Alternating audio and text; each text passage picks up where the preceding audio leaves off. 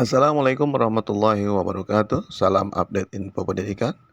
Bapak Ibu sekalian, hari ini kita akan mengenali istilah-istilah baru pada kurikulum Merdeka. Apa saja itu? Nanti kita akan mempelajari apa itu singkatan CP, TP, ATP, MA, P5, KKTP, dan TARL. Baik, yang pertama kita akan jelaskan apa itu CP. CP adalah singkatan capaian pembelajaran. Capaian pembelajaran atau CP adalah istilah pengganti KI dan KD dalam kurikulum 2013 atau Kurtilas. Dalam format capaian pembelajaran, tidak ada lagi pemisahan antara aspek pengetahuan, keterampilan, dan sikap. Semua aspek tersebut digabung dan diintegrasikan ke dalam satu paragraf utuh. Capaian pembelajaran dibuat berdasarkan pembagian fase.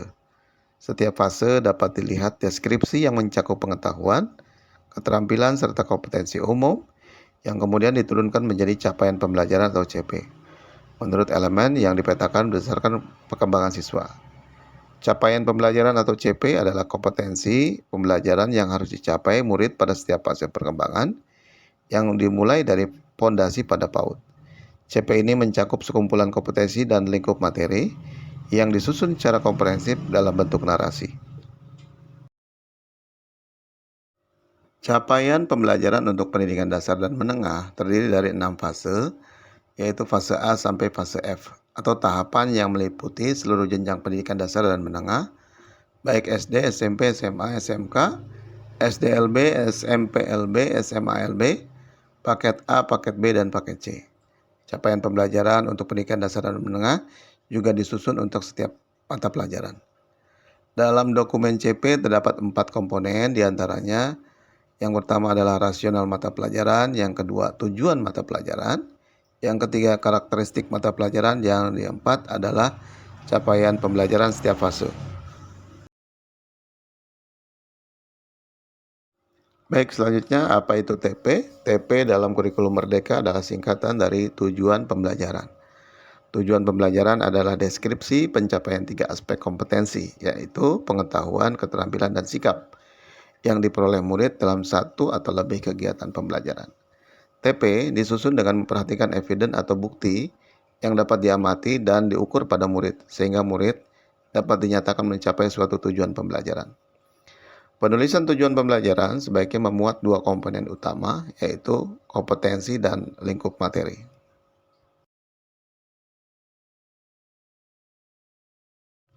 Berikutnya, apa itu ATP? ATP adalah singkatan dari alur tujuan pembelajaran. Alur tujuan pembelajaran dalam kurikulum Merdeka ini sebenarnya memiliki fungsi yang sama dengan silabus, yaitu untuk perencanaan dan pengaturan pembelajaran dan asesmen secara garis besar untuk jangka waktu 1 tahun. Dalam kurikulum Merdeka, alur tujuan pembelajaran atau ATP adalah rangkaian tujuan pembelajaran yang tersusun secara sistematis dan logis di dalam fase pembelajaran. Alur menjadi panduan guru dan murid untuk mencapai capaian pembelajaran di akhir suatu fase. Tujuan pembelajaran disusun secara kronologis berdasarkan urutan pembelajaran dari waktu ke waktu. Guru dapat menyusun ATP masing-masing yang terdiri dari rangkaian tujuan pembelajaran. Pemerintah akan menyediakan beberapa contoh ATP yang bisa langsung digunakan atau dimodifikasi, dan membuat panduan untuk penyusunan perangkat ajar. Berikut adalah contoh ATP yang disediakan oleh pemerintah yang dapat digunakan langsung atau dimodifikasi.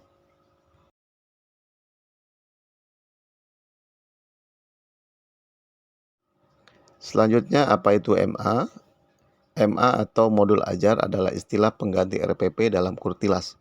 Sama seperti RPP, modul ajar dilengkapi dengan berbagai materi pembelajaran seperti lembar aktivitas siswa dan asesmen untuk mengecek apakah tujuan pembelajaran dicapai siswa. Terdapat 2 jenis modul ajar kurikulum Merdeka, yaitu modul ajar umum untuk proses pembelajaran yang diwajibkan untuk semua guru MAPEL, dan modul ajar khusus proyek penguatan profil Pancasila atau P5 yang dikhususkan untuk mengembangkan proyek profil pelajar Pancasila. Baik, untuk selanjutnya adalah P5 atau proyek penguatan profil pelajar Pancasila. Profil pelajar Pancasila adalah istilah pengganti PPPK atau penguatan pendidikan karakter pada Kurtilas.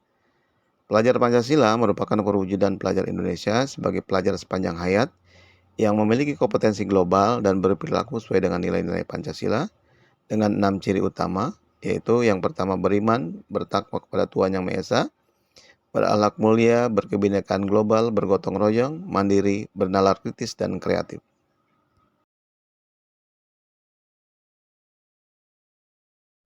Dan yang terakhir adalah teaching at the right level yang disingkat dengan TARL dalam bahasa Inggris. Teaching at the right level merupakan sebuah pendekatan belajar yang mengacu pada tingkatan capaian atau kemampuan peserta didik. Teaching at the right level atau TAR dalam kurikulum Merdeka mengacu pada tingkat kemampuan siswa atau diferensiasi.